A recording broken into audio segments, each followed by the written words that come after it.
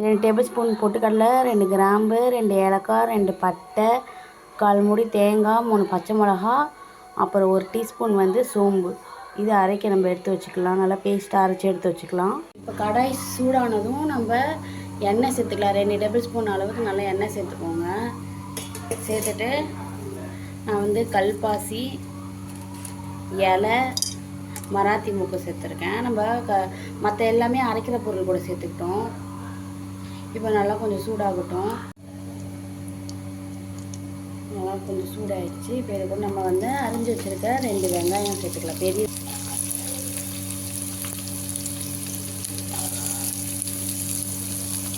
வெங்காயத்தை கூட நம்ம கொஞ்சமாக எடுத்துகிட்டு கறி லீஃப் சேர்த்துக்கலாம். 1 டேபிள் ஸ்பூன் வந்து இஞ்சி பூண்டு விழுது சேர்த்துக்கலாம். சேர்த்து நல்லா கிளறி விட்டுக்கலாம். இப்போது லைட்டாக கலர் சேஞ்ச் ஆகிற அளவுக்கு வதக்கிக்கலாம்.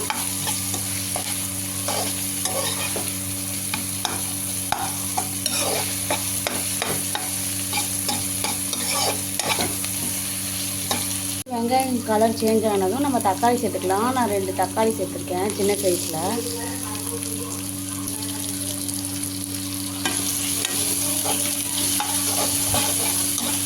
தக்காளி சேர்த்துட்டு நம்ம இது கூடயே தேவையான அளவு உப்பு சேர்த்துக்கலாம்.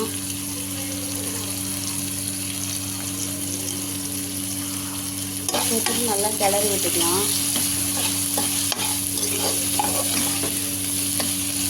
அதுக்கு தக்காளி வெங்காயம் வதங்கினதுக்கப்புறம் நம்ம இது கூட புதினா கொஞ்சம் சேர்த்துக்கலாம். கொத்தமல்லி கொஞ்சம் சேர்த்துக்கலாம். சேர்த்துட்டு நல்லா கிளறி விட்டுக்கலாம். இந்த ஃப்ளேவர் நம்மளுக்கு இந்த குருமாவுக்கு நல்ல டேஸ்ட்டை கொடுக்கும்.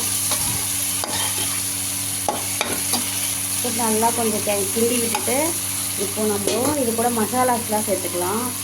நான் இப்போ 1/4 டீஸ்பூன் வந்து டர்மரிக் பவுடர் மஞ்சள்தூள் சேர்த்துருக்கேன். தனி மிளகாத்தூள் வந்து ஒரு 1.5 டீஸ்பூன் சேர்த்துருக்கேன். மல்லித்தூள் 1 டீஸ்பூன், சிக்கன் மசாலா 1 டீஸ்பூன் சேர்த்து நல்லா வதக்கிக்கலாம்.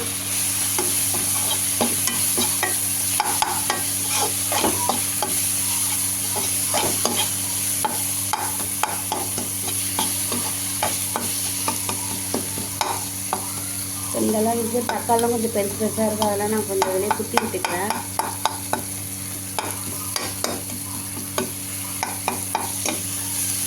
இந்த அளவுக்கு வதங்கினதும் இது கூட நம்ம தண்ணி சேர்த்துக்கலாம். குருமாக்கு எந்த அளவுக்கு தண்ணி தேவையோ அந்த அளவுக்கு நீங்கள் சேர்த்துக்கோங்க. நாங்கள் ஒரு 7 பேர் இருக்கோம். நான் 1 சொம்பு தண்ணி சேர்த்துக்கிறேன்.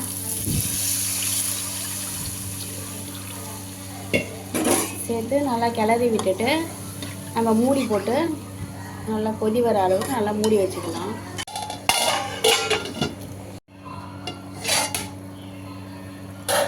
பாருங்கள், இப்போ இந்த அளவுக்கு லைட்டாக கொதி வருது. இப்போ நம்ம அரைச்சி வச்ச பேஸ்ட்டை சேர்த்துக்கலாம்.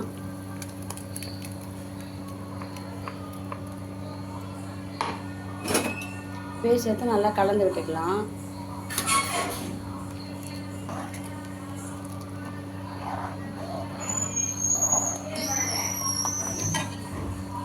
பேஸ்ட்டு வந்து நல்லா பச்சை வாசனை போகிற அளவுக்கு நல்லா கொதிக்க விடணும். இப்போ அந்த பேஸ்ட்டு போட்டு நம்ம மூடி விட்டுக்கலாம்.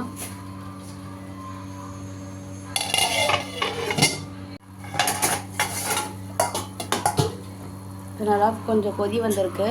இப்போ வந்து நம்ம டேஸ்ட் பார்த்துட்டு நம்மளுக்கு உப்பு காரம் எதாவது கம்மியாக இருந்ததுன்னா இப்போ சேர்த்துக்கலாம். காரம் கம்மியாக இருக்குது. நான் இப்போ தனி மிளகாத்தூள் சேர்த்துக்கிறேன். சேர்த்துட்டு கொஞ்சம் கரம் மசாலாவும் சேர்த்துக்கிறேன். சேர்த்து நல்லா மிக்ஸ் பண்ணிக்கலாம். இதோடைய பச்சை வாசனை போகணும். குருமாவே நல்லா கொதிக்கணும். நல்லா அது வரையும் நல்லா கிண்டி விட்டுட்டு மூடி விட்டுக்கலாம். அப்படியே லைட்டாக கொத்தமல்லி தூவி விட்டுக்கலாம்.